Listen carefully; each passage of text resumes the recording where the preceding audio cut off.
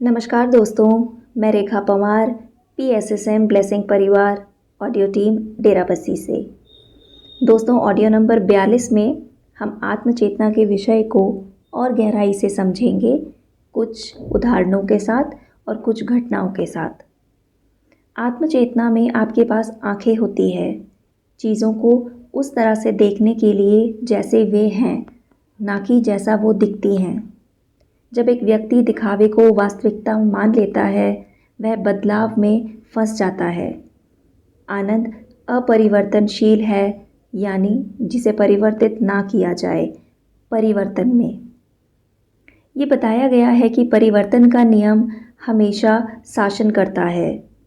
ये घटनाओं की दुनिया के लिए सत्य है, पर यह आत्मा की दुनिया के लिए सत्य नहीं है। हम अपनी अपरिवर्तनशीलता की अवस्था को खो देते हैं और जीवन की बदलती घटनाओं में फंस जाते हैं, क्योंकि हम खुद को हमारे व्यक्तित्व के वाहनों से पहचानते हैं। आत्मचेतना में व्यक्ति उसके जीवन की योजना के संपर्क में आता है और अंत में मानवता के लिए हिरार्की यानी पदानुक्रम की योजना में प्रवेश करता है। योजना के साथ संपर्क बनाने में व्यक्ति एक सहकर्मी बनता है उन महान सेवादासों के साथ जो मानव जाति में सेवा दे रहे हैं।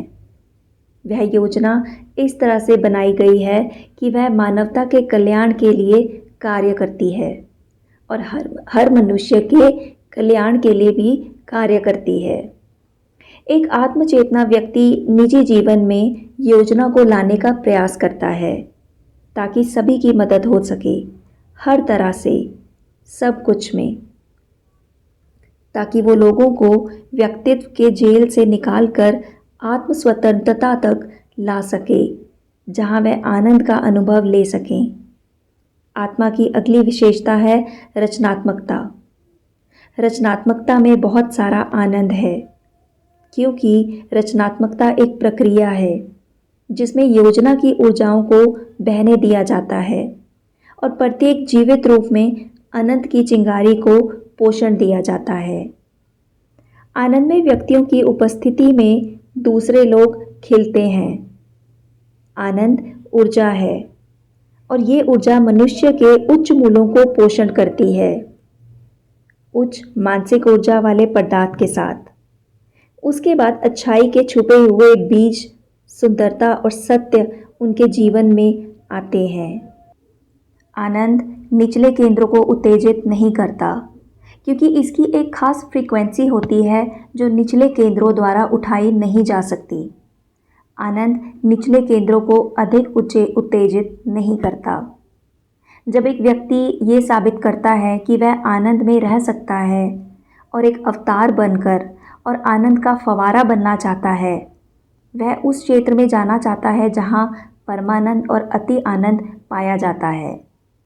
यह क्षेत्र को गूढ़ शब्दावली में स्पिरिचुअल ट्रेड यानी आध्यात्मिक त्रय भी कहते हैं। एक बार मैंने सुना कि एक व्यक्ति सुंदरपुर में था जो एक विकसित मनुष्य था। मुझे उसको देखने की गहरी इच्छा हुई। अंत में जब मुझे उसके आश्रम का स्थान मिला, उसके शिष्यों ने मुझसे कहा कि मैं उनसे नहीं मिल सकता क्योंकि वो ध्यान में हैं। मैंने ये जताया कि जैसे मैं अब उनसे मिलने का इच्छुक नहीं हूँ, पर मैंने उनके कमरे तक का रास्ता ढूंढ लिया जहाँ वे ध्यान में बैठे हुए थे। उनके कमरे में एक शांति थी जिसे लगभग आप छू सकते थे। उनका चेहरा प्रकाश और सुंदरता को बिखेर रहा था। मैं थोड़ा और नज़दीक गया, तब मैंने अपने शरीर पर एक उग्र ऊर्जा को महसूस किया। वह एक जलता हुआ आनंद था। मैं उनके और नज़दीक गया। मैं उनके पास वहीं बैठ गया। कुछ मिनटों बाद मेरी आंखें बंद हो गई और मैं कहीं नहीं था।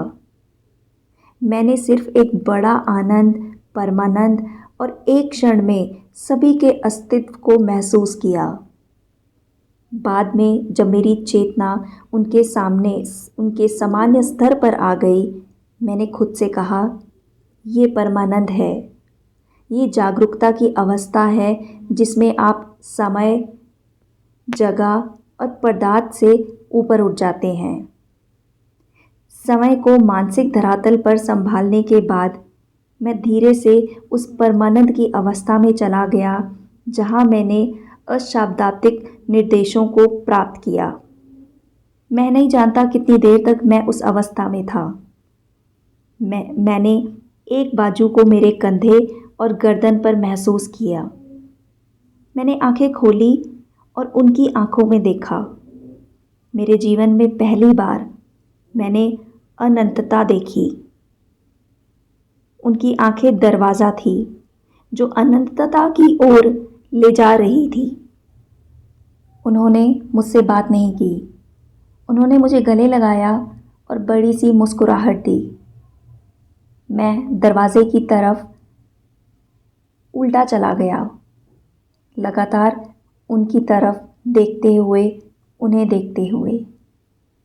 आध्यात्मिक त्रय में हम परमानंद से संपर्क करते हैं और ये परमानंद है जहाँ सुंदरता झलकती है। आध्यात्मिक त्रय अनंत का कार्य क्षेत्र है, जहाँ संश्लेषण है, जहाँ उद्देश्य है और इच्छा है। इसी के साथ ये विषय यहीं समाप्त होता है। हम एक नए विषय की शुरुआत करेंगे जिसका शीर्षक है आनंद के 7 दुश्मन।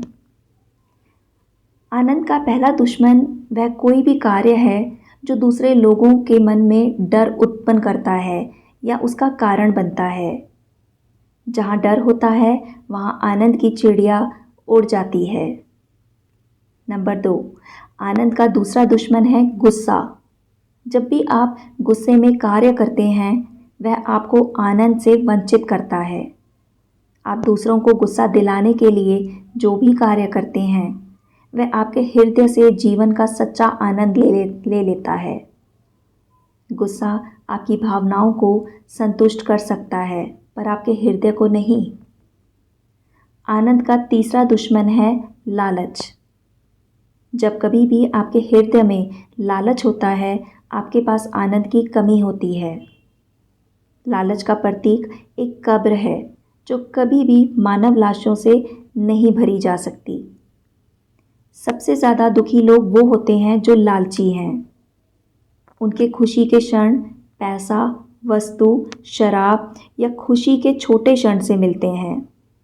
यहाँ तक कि खुशी के उन क्षणों में वह अपनी खुशी को खोने का डर रखते हैं। मैंने कई परिवारों को टूटते देखा है क्योंकि उनके पिता के लालच की वजह से, जो कि पैसा कमाने में इतना व्यस्त थे कि वह लगभग भूल ही गए थे कि उसका भी एक परिवार है। आनंद का चौथा दुश्मन है घृणा यानी नफरत। कोई भी व्यक्ति जिसके हृदय में घृणा है या कोई समूह या राष्ट्र जो घृणा से प्रदूषित है वह आनंद की धूप का स्वाद कभी नहीं ले सकता, ना ही वर्तमान में और ना ही भविष्य में।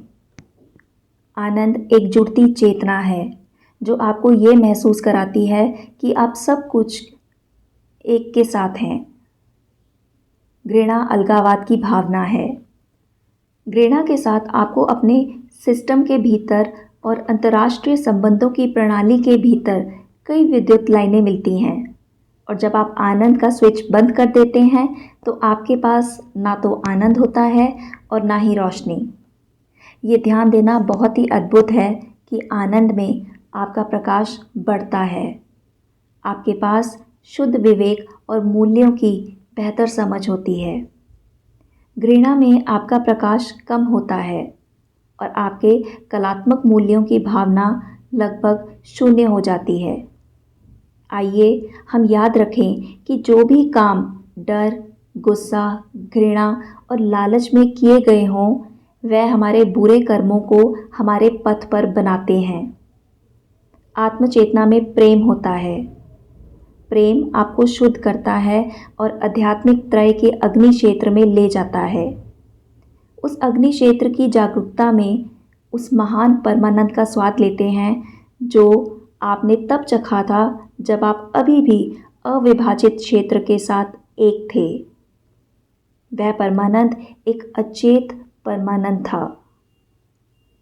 अब आपका काम है अपने प्रयास के साथ और अपने अधिकार में उस परमानंद तक पहुंचना। आज के लिए इतना ही दोस्तों। बाकी के आनंद के दुश्मनों के बारे में हम अगले ऑडियो में जानेंगे। धन्यवाद।